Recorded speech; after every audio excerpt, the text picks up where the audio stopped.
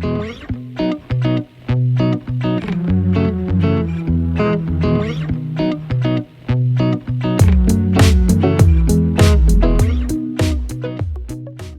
मैं आपको टाइमोलोल का डिस्कस करता हूँ इफ़ेक्ट उसका इंट्रा आकुलर प्रेशर पे। ठीक है। अच्छा, इंट्रा आकुलर प्रेशर क्या है, पहले उसको देख लें वो क्या है। देखो, आई में जो है ना एक फ्लूइड प्रोड्यूस होता है, उसके एक पार्ट है आई का सिल्वरी एपिथेलियम, जो कि ये आयरस के बैक साइड पे ये पर्पल कलर का मैंने इस डायग्राम में शो किया, this is called ciliary epithelium. Ciliary epithelium में सिंथेसाइज होता है एक fluid that is called as aqueous humour. ठीक है, ये एक्वस ह्यूमर एक फ्लूइड है जो कि नॉर्मली सिंथेसाइज होता है और प्रोड्यूस होता है। मैं रेड कलर में इसका फ्लो शो करता हूं। ठीक है, it is synthesized within the ciliary epithelium, ये पर्पल कलर की। ठीक है, ये सिंथेसाइज होकर सिक्रीट होता है इस चैम्बर में। ये चैम्बर है जो कि लेंस और आयरस की बैक साइड का सेंट्रल पार्ट है। दिस सेंट्रल पार्ट और chamber is called as posterior chamber. ये मैं यहाँ पे मेंशन भी किया, पोस्टीरियर चैम्बर।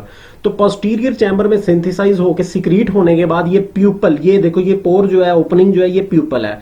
ये प्यूपल में प्यूपल के थ्रू ये एंटर होता है। फिर कॉर्निया जो कि बिल्कुल फ्रंट पार्ट, आपको जो नहीं आपको शाइनी सा नजर आती है आपकी आंख में, फ्रंट पार्ट जो है शाइनी सा, वो कॉर्नियल मेम्ब्रेन होती है, ट्रांसपेरेंट मेम्ब्रेन। तो कॉर्निया और आइरिस के सेंटर में भी हॉलो स्पेस होती है, शैलो स्पेस होती है, that is called as anterior chamber. ये मैंने यहाँ पे ये मेंशन भी किया है। तो एंटीरियर चैम्बर में ये फ्लूइड एंटर होता है। फिर ये एंटीरियर चैम्बर से ये कॉर्निया और आइरिस के जो जॉइनिंग पॉइंट है ना, वहां पे स्मॉल नेटवर्क एक होता है ट्यूब्स का, छोटी छोटी ट्यूब्स का। उस नेटवर्क को हम कहते हैं ट्रेबिकुलर मैशवर्क। ठीक है, तो ये पूरे सर्कुलर जो एजेस होते हैं ना कॉर्निया और आइरिस के जॉइनिंग पॉइंट पे, ये वहां से स्टार्ट होता है ये स्मॉल कैनाल का एक नेटवर्क में, ट्रेबिकुलर मैशवर्क जिसको कहते हैं। तो ये उस ट्रेबिकुलर मैशवर्क की कैनाल्स में फिर ये फ्लूइड एंटर होता है। फिर ट्रेबिकुलर मैशवर्क की कैनाल्स में से ये पास करता हुआ, ठीक है, हर तरफ से सर्कुलर, पूरे सर्कुलर एजेस जो होते हैं ना उसके गुजरता हुआ ये फिर एक एंड पे कैनाल में कन्वर्ट हो जाता है। ये मैशवर्क जो है, ये ट्यूब्स ज्वाइन करके एक सिंगल कैनाल बना देती हैं जिसको हम कहते हैं कैनाल ऑफ शीलम। तो ये फ्लूइड अल्टीमेटली उसमें एंटर होता है और बाकी फिर आई के पार्ट्स में जाके डिस्ट्रीब्यूट होता है।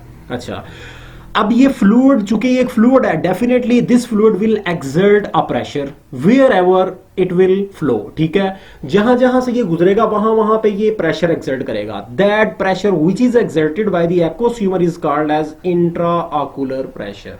ठीक है, अब इंट्रा आकुलर प्रेशर जो है, इस प्रेशर पे डिफरेंट ड्रग्स हैं जो इन्फ्लुएंस रखती हैं। मैं टाइमोलोल की बात चूंकि आपसे डिस्कस कर रही है, तो टाइमोलोल किस तरह से इफेक्ट करता है देखो। टाइमोलोल एक नॉन सेलेक्टिव बीटा ब्लॉकर है, non selective beta blocking agent है, जो आप ऑटोनॉमिक नर्वस सिस्टम की फार्माकोलॉजी में भी पढ़ते हो। ठीक है, तो ये non selective beta blocking agent है या बीटा ब्लॉकर है। ठीक है, अच्छा, अब ये एक बीटा ब्लॉकर है तो ये क्या करती है देखें। ये सिल्वरी एपिथेलियम जहां पे एक्वस ह्यूमर सिंथेसाइज होता है, उस सिल्वरी एपिथेलियम पे रिसेप्टर्स होते हैं बीटा 2 या according to some sources beta 1, whatever the type would B.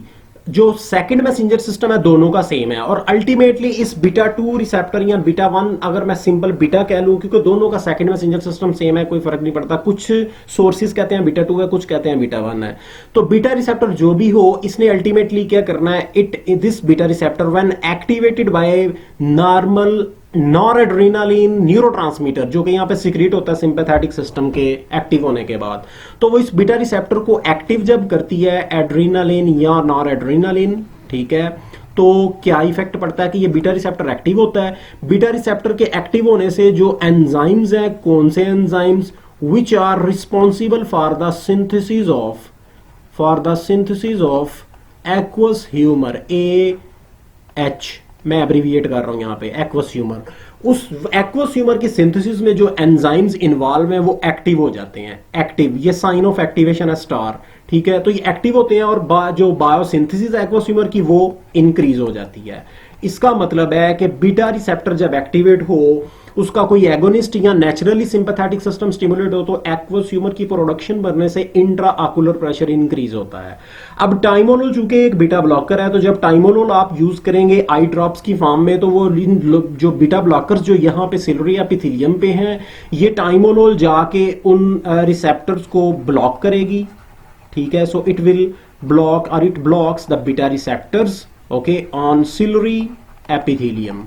ठीक है, सिलरी एपिथेलियम के ऊपर बीटा जो रिसेप्टर्स हैं उनको ब्लॉक करेगी. उसका रिजल्ट क्या निकलेगा? Decreased synthesis and release of aqueous humour, AH, aqueous humour. अच्छा, अब ये देखो आपके बीटा ब्लॉकर जब इस रिसेप्टर टाइमोलोल इन बीटा रिसेप्टर्स को ब्लॉक करेगी तो ये एंजाइम्स एक्टिव नहीं होंगे, सिंथेसिस स्लो हो जाएगी एक्वस ह्यूमर की, तो एक्वस ह्यूमर की सिक्रीशन भी कम होगी. जब सिक्रीशन कम होगी तो यहाँ पे एक्यूमुलेशन भी नहीं होगी, फ्लो भी कम हो जाएगा.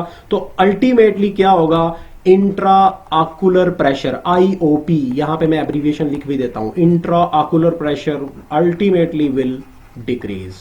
ठीक है, तो ये टाइमोलोल का यही इफेक्ट है. So it is used in different eye diseases which are associated with the increase in intra ocular pressure such as glaucoma. ठीक है, जिसको आप काला मोतिया भी कहते हो पाकिस्तानी जुबान में. This is all about timolol effect on intra ocular pressure.